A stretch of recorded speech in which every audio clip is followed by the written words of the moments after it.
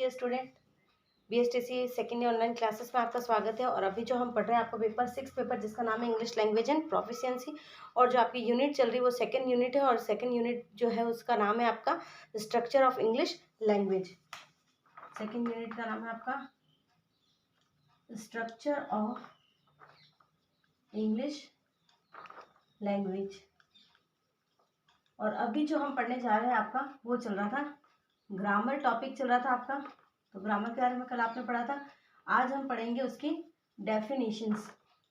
अलग अलग विद्वानों ने इसको, किसी ने बॉडी ऑफ लर्निंग लैंग्वेज बताया था, तो किसी ने उसको साइंस ऑफ लैंग्वेज बताया था। तो आज हम अलग अलग जो राइटर्स थे उन्होंने जो अपनी परिभाषाएं दी, डेफिनेशन दी ग्रामर के लिए, वो उस पर डिस्कस करेंगे।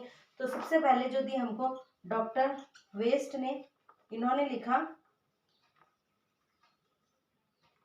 Grammar is not a code of rules. It is like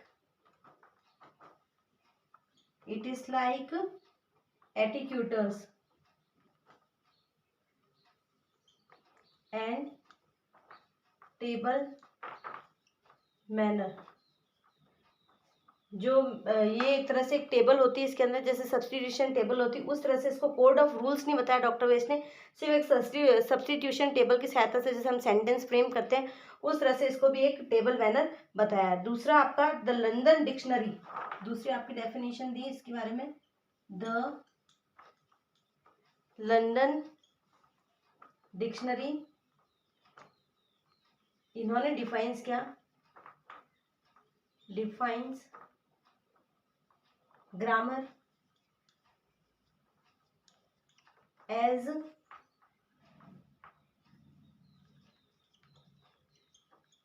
grammar is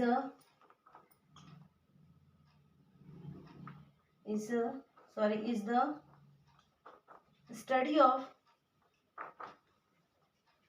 rules by which words change their forms and are combined into sentences। यानी डॉक्टर वेस्ट ने तो बताया कि कोई it is not a code of rules, ये कोई code का rules नहीं है, सिर्फ ओनली एक टेबल का मैनर होता है। जिस तरह से एक सारणी दी जाती है उसी प्रकार से एक टेबल ऑफ मैनर है। और द लंदन डिक्शनरी ने डिफाइन किया ग्रामर को, grammar is the study of rules. तो वहीं पे दूसरी जगह एक ने, लंदन डिक्शनरी ने इसको स्टडी ऑफ रूल्स बताया, बाय विच वर्ड्स चेंज। जैसे कि आपको एक एग्जांपल देते हैं, ये रूल्स है आपका subject plus verb plus object. तो यहाँ आ गया आपका राम ईट्स मैंगो, ये आपका एक सिंपल सेंटेंस बन गया, यानी वर्ड्स के समूह का सेंटेंस बन गया। तो ये आपका क्या कहलाएगा, ग्रामर। ये एग्जांपल है आपका। फिर यहाँ हम लिखते हैं सब्जेक्ट, इधर हम हेल्पिंग वर्ब भी लिख सकते हैं, या वर्ब का फर्स्ट फॉर्म बोले, या ऑब्जेक्ट। इस तरह से ये रूल्स आपके स्ट्रक्चर चलते जाते हैं। तो इन रूल्स को ही हम ग्रामर की संज्ञा देते हैं। तो यहाँ पे आपको दो डेफिनेशन बताया और एक एग्जांपल भी मैंने आपको बता दिया। अब जो है आपका अकॉर्डिंग टू मॉडर्न लिंग्विस्टिक, जो मॉडर्न लिंग्विस्टिक है वो कहते हैं grammar is a device that specify the infinite set of form sentence. यानी जो बहुत अनंत जो वाक्यांश है उनके जो ग्रुप होते हैं, सेट होते हैं, उनको हम as assign to each of them structural depiction. इसको स्ट्रक्चरल डिपिक्शन ग्रामर को इसलिए कहा क्योंकि एक सेंटेंस को जैसे फ्रेम किया जाता है, ये सेंटेंस को फ्रेम करना तो उसमें रूल्स होते हैं, रूल्स के अकॉर्डिंग ही हम एक सेंटेंस को फ्रेम करते हैं, इसलिए इसको स्ट्रक्चरल फ्रेम भी कहते हैं, यानी स्ट्रक्चर के अकॉर्डिंग किसी सेंटेंस को फ्रेम करना। अब जैसे सिंपल सेंटेंस कंस्ट्रक्शन, तो इसमें सबसे पहला आता है आपका सिंपल सेंटेंस कंस्ट्रक्शन। कंस्ट्रक्शन यानी बनाना, जैसे बोलते हैं कि the building is under construction, यानी यह बिल्डिंग का कार्य हो रहा है। तो उसी तरह से कैसे कंस्ट्रक्ट होता है, comprehension with simple sentence structure in Hindi, यानी कॉम्प्रिहेंशन जैसे simple sentence in Hindi. Hindi की यदि हम बात करते हैं तो ठीक है। इन इंग्लिश, और इंग्लिश की हम बात करें तो इन इंग्लिश, ये आपका आ गया जैसे कि यहाँ आ गया आपका वी वर्ब आ गया, फिर सी वी आ गया, आपका सिलेबल वर्ब आ गया, फिर सी वी सी आ गया, फिर आपका सी सी वी सी, फिर C C C V C C C etcetera. Also syllables are not easily organised by learner.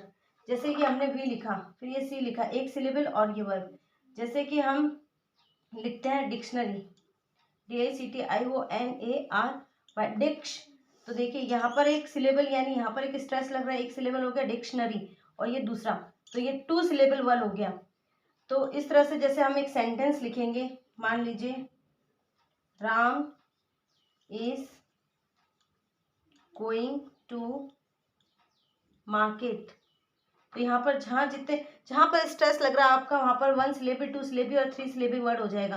तो यानी कि सी सी आ गया, तो आपका ये पूरा एक कंस्ट्रक्शन हो गया, एक कंस्ट्रक्शन किया हमने, और ये वर्ब भी बीच में आ गई, और उसके बाद में जहाँ पर आपका सिलेबल लग गया तो 3 सिलेबल वर्ड हो गया।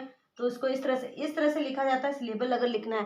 पर इस तरह से एक लर्नर के लिए इसको रिकॉग्नाइज करना, यानी एक लर्नर के लिए इसको रिकॉल करना बहुत ही डिफिकल्ट हो जाता है। तो इसी प्रकार मैंने आपको बताई कि स्पेलिंग एक और मैं आपको बताती हूँ, जैसे DOCTOR डॉक्टर, तो DOC डॉग और TOR डॉक्टर, तो यानी ये ब्रेक कर रहा, जहाँ पर स्ट्रेस लग के ब्रेक हो जाता वो आपका सिलेबल कहलाता है।